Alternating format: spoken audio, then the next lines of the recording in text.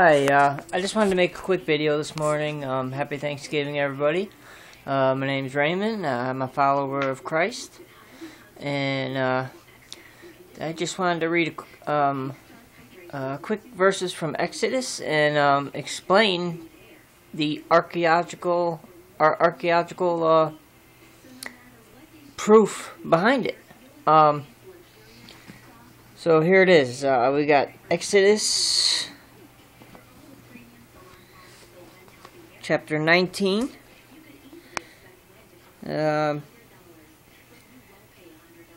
It's 19 through, I believe, 21. Okay.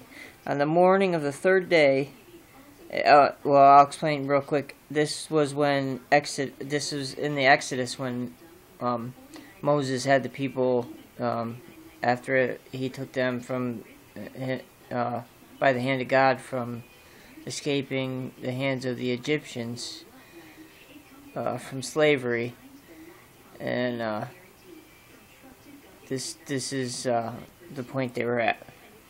On the morning of the third day, there was thunder and lightning, with a thick cloud over the mountain, and a very loud trumpet blast. Everyone in the camp trembled. Then Moses led the people out of the camp to meet with God, and they stood at the foot of the mountain. Mount Sinai was covered with smoke. See, our Lord is a consuming fire. So I just want to explain that real quick before I finish. Okay, now, covered with smoke, because the Lord descended on it in fire. The smoke billowed up from it like smoke from a furnace. The whole mountain trembled violently, and the sound of the trumpet grew louder and louder. Then Moses spoke, and the voice of God answered him. The Lord descended to the top of the mountain.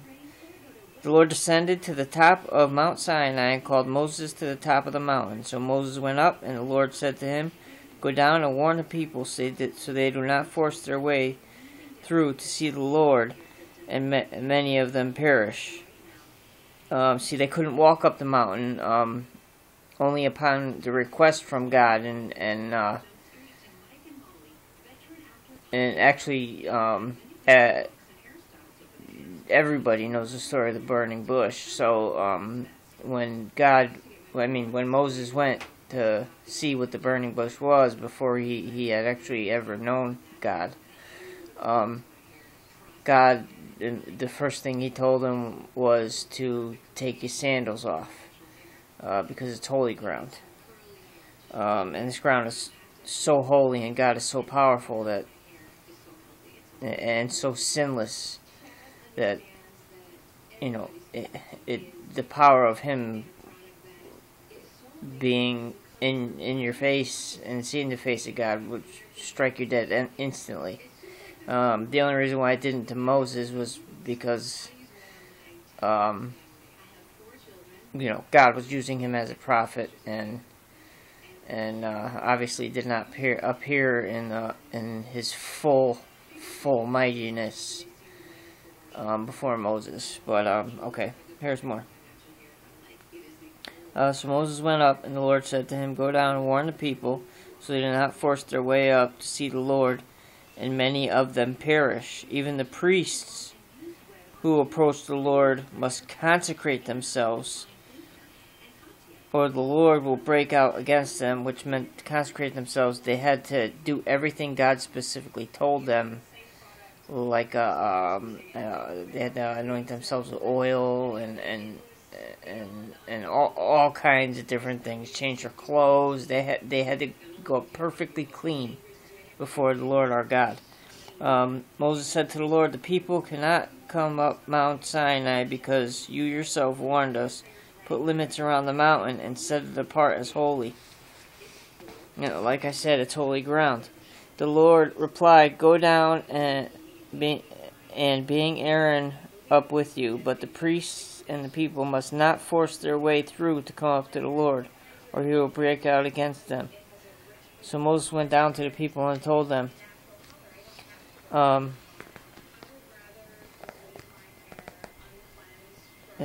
this is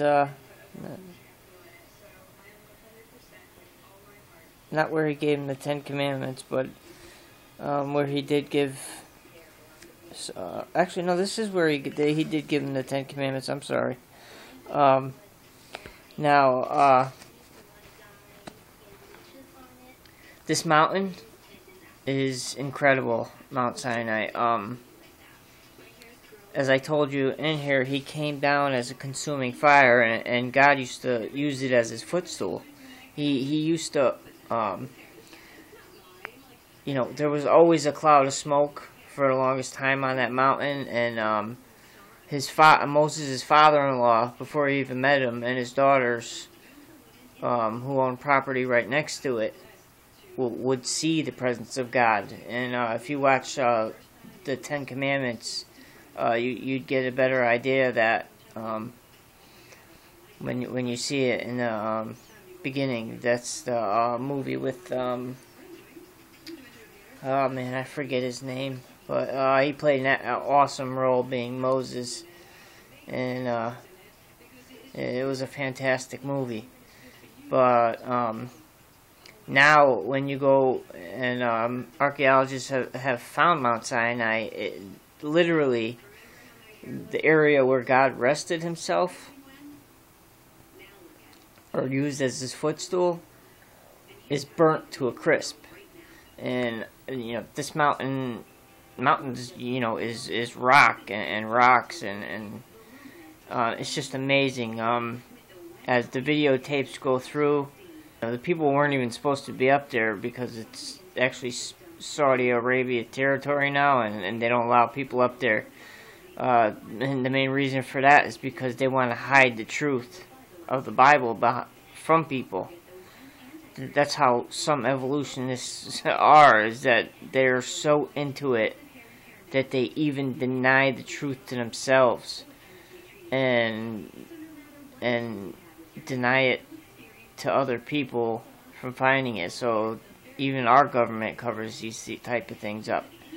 But people went up there, they weren't caught, and you see every rock, everything up there on the mountain that is just, it's burnt to a crisp. Like every single rock looks like a piece of charcoal. It's amazing, and it's absolute archaeological evidence that God rested upon that mountain and used it as his footstool. And another thing I wanted to speak on, which was when Moses went up for the 10 Commandments, he was up there for quite a while.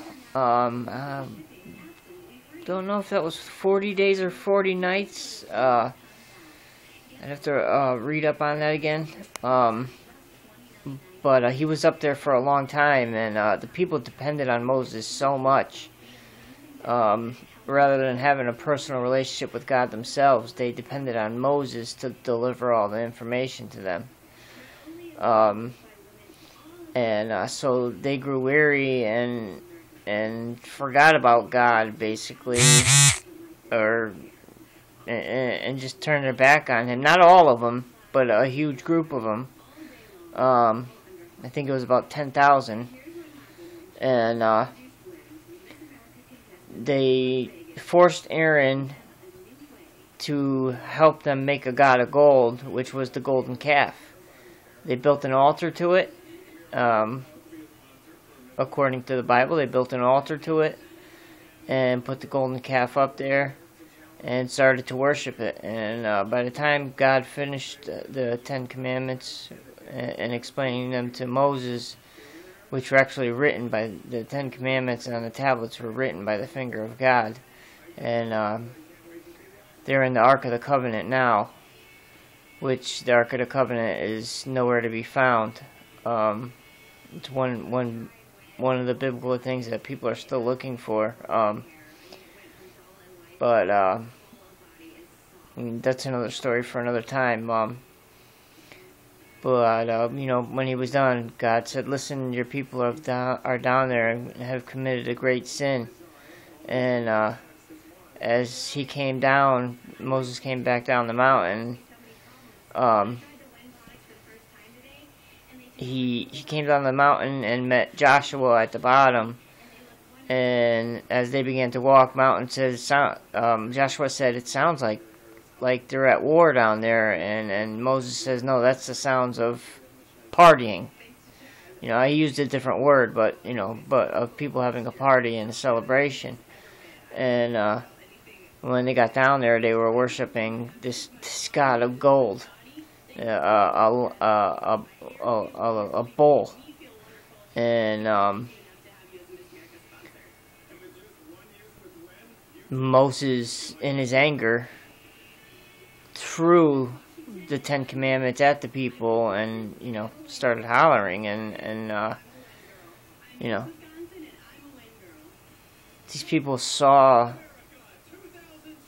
the glory of God in front of them through everything they went through after leaving Egypt, even during Egypt with the plagues and everything. They seen his power and his glory, and can see his consuming fire resting on the mountain, and everything he did for them, parting the sea, all that. And Moses said, "Okay, those of you that don't want to worship our God, who took us out of Egypt and out of bondage, slavery, and parted the seas for us, and led us at night by fire, by a pillar of fire, and the day by a cloud, to cover them from the hot desert sun. Yous come over here, and the rest of yous that are still with me and still for the Lord, go over there." And I think it was 10,000 people. It was 10,000 people that came and said, that they wanted to worship the God of gold, and God opened up the earth and swallowed them. But besides all that, I'll get into the archaeological part now. I should have gotten to already. I get a little off course. I've got so much in my mind. Sometimes it's hard for me to organize it. A guy named Ron Wyatt, who not only found Mount Sinai, he knew that after finding Mount Sinai, he would find that altar close by unless it had been destroyed. And come to find out, it wasn't destroyed. He found it. Took pictures of it. There's golden calves and Egyptian writing, Egyptian-style writing, which, if you know, the Israelites obviously were slaves in Egypt and did all the handwork for Egypt. They built the pyramids. They built all that stuff in Egypt because they were at the hands of slaves. The Egyptians, all they did was stand there and whip the people as they did it. So naturally, they picked up Egyptian writing and stuff. But there was golden calves. Oh, there's golden calves all along the rock, the big rock on it, scraped into the rock, and you can just see it. It's an amazing altar. It's huge, just rock stacked upon rock, with the evidence of the golden calves all on it, and Egyptian style writing, and Ron Wyatt knew what he had found, and it proves the story of the Exodus more and more as you find these things. I had faith in it anyways, reading the Bible, but the archaeological evidence is just breathtaking. To see these things from thousands of years ago, 4,000 years ago, maybe even a little bit longer. And as he told people, because he wanted to show to the world what he had found, to help people with their faith, and to help people that didn't have faith see that these things were true. And immediately when the Saudi Arabian government had found out about this, they put a big fence around it, and you can still see it beyond the fence because people have come up after and actually videoed it also. Not quite as good video as Ron Wyatt had because he was able to actually go right next to it. But the reason the Saudi Arabian government put that up there was, and the reason why they don't let people on Mount Sinai is to hide the truth of the Bible. And like I said before in the Bible, they hide the truth. And they don't want the world to know, because Satan does not want the world to know the Bible. They don't want you to know God. Satan wants you to go to hell. He wants to bring as many souls to hell with him as possible. And hell was not made for man. Hell was made for the fallen angels, including Satan. So that's what I have in that story. If you want to look it up, if you think I'm BSing you, which I shouldn't use that, but if you think I'm pulling your chain on this, I'm not. You can look it up. You can see the video. You can see more than one video on it, and it's quite amazing. So just look up Mount Sinai. And you could even look up the altar of the calf, I believe. You know, this stuff will turn up on YouTube. I'm sure you all out there know how to use it, and you can see for yourselves. So thank you for listening. Have great holidays, and hope to speak to you again. Thanks. Bye.